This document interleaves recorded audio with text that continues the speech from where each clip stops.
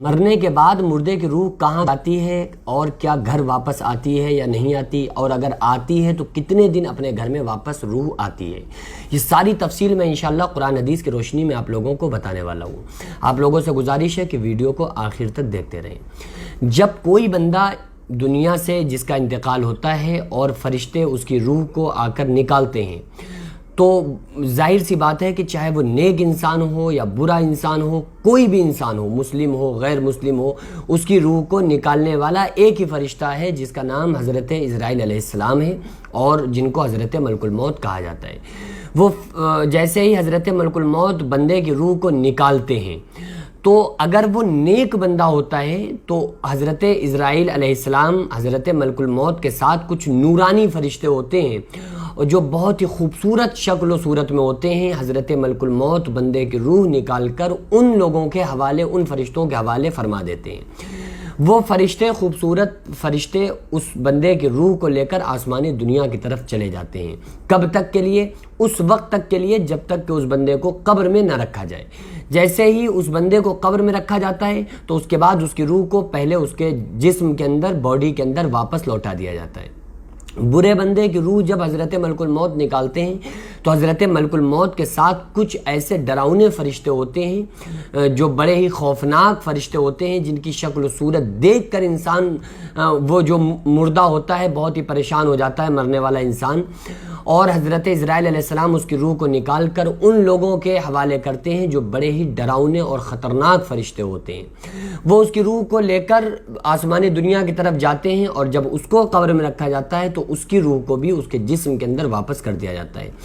کب واپس کیا جاتا ہے؟ جیسے ہی لوگ مردے کو قبر میں اتارنے کے بعد مٹی دیتے ہیں، اور مٹی دے کر جیسے ہی پیچھے کو ہٹتے ہیں، آقا علیہ السلام نے فرمایا کہ اس کی روح کو اس کے جسم میں واپس لوٹا دیا جاتا ہے۔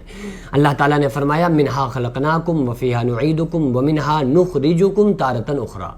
مٹی دیتے ہیں مردے کو تو بھی یہی پڑھا جاتا ہے۔ اللہ فرما رہا ہے ہم نے تمہیں اسی مٹی سے پیدا کیا، اسی میں ملا دیا، قیامت کے دن اسی سے زندہ کریں گے۔ تو جیسے ہی لوگ مٹی دینے کے بعد ہٹتے ہیں تو اس کی روح کو اس کے جسم کے اندر لوٹا دیا جاتا ہے، اور اس شخص کو، اس مردے کو زندہ کر کے قبر میں بیٹھال دیا جاتا ہے۔ پھر فرشتے اس سے سوال پوچھتے ہیں، جو مشہور سوال آپ نے سنے ہوں گے، من ربک، تمہارا رب کون ہے، ما دینک، تمہارا دین کیا ہے، ما کنت تقول فی شأن ھذہ الرجل، آقا علیہ السلام کی عظمت اور شان کے بارے میں تمہارا کیا عقیدہ تھا۔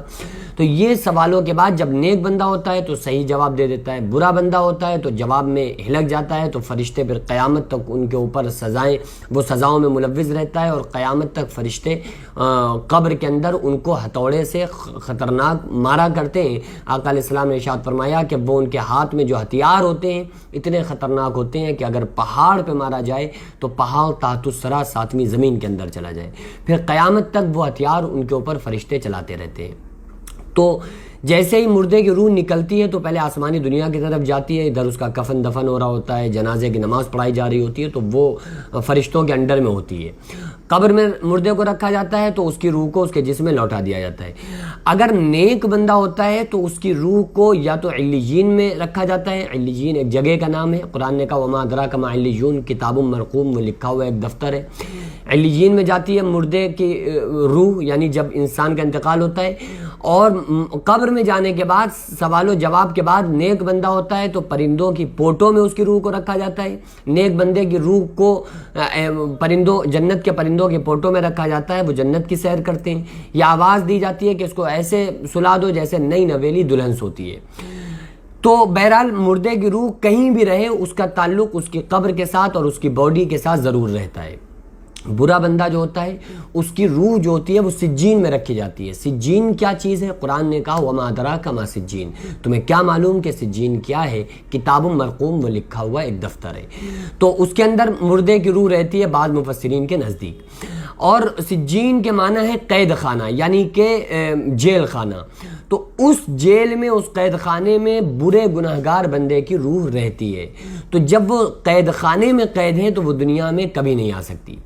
تو بہرحال مردے کی روح انتقال کے بعد اگر نیک بندہ ہوتا ہے تو وہ اچھے اعلیٰ مقام میں ہوتا ہے، کیونکہ دنیا مومن کی قید خانہ، کافر کی جنت ہے، تو یہاں تو وہ قید میں تھا، اب وہاں اپنی جنت میں ہے، تو وہاں نیک بندہ دنیا میں آنا پسند نہیں کرتا ہے۔ جو گناہگار اور فاسق فاجر برا بندہ ہوتا ہے، گناہگار بندہ ہوتا ہے، تو وہ اس کو آنے اس کا پاسبل ہی نہیں ہے، کیونکہ وہ تو خطرناک قید میں فرشتوں کی گرفت میں ہوتا ہے، تو وہ دنیا میں آنا ممکن ہی نہیں ہے کہ وہ اس دنیا کے اندر آ سکے۔ تو یہ خیال رکھنا کہ 40 دن تک ہمارے گھر میں مردے کی روح آتی ہے، جمعرات کو آتی ہے۔ مردے کو یہی نہیں پتہ ہوتا ہے کہ آج جمعرات ہے، تو وہ آئے گا کہ اگر نیک ہوتا ہے تو مزے میں ہوتا ہے، برا گناہگار بندہ ہوتا ہے تو وہ خطرناک قید میں گرفتار ہوتا ہے۔ حالانکہ ایک بات اور میں عرض کر دوں کہ جو نیک بندے ہوتے ہیں ان کو یہ اتھارٹی ہوتی ہے کہ وہ چاہیں تو چلے جائیں، اور کچھ نیک ایسی روحیں ہوتی بھی ہیں جو یہ مطلب معائنہ کر سکتی ہیں، لیکن میں یہ کہہ رہا ہوں کہ وہ جلدی آتی نہیں ہیں اور یہاں آنے کی کوشش نہیں کرتی ہیں، کیونکہ وہ اپنے رب کی بنائی ہوئی جنت میں مزے لے رہی ہوتی ہیں، اور وہ روحیں آرام سے جنت کے پرندوں کی پوٹوں میں ہوتی ہیں، یا وہ بہترین نیند ان کو قبر میں سلا دیا جاتا ہے، تو پھر ان کا تعلق اس دنیا سے ختم ہو جاتا ہے۔ اللہ رب العالمین سے دعا ہے کہ اللہ تعالیٰ موت سے پہلے ہم لوگوں کو موت کی تیاری کرنے کی توفیق عطا فرمائے، ہم کو نیک بنا کر زندہ رکھے، اور ہمارے مرتے وقت ہمیں کلمے کی دولت سے ہمیں مالا مال فرمائے۔ وما علینا الا البلاغ۔ السلام علیکم ورحمۃ اللہ وبرکاتہ۔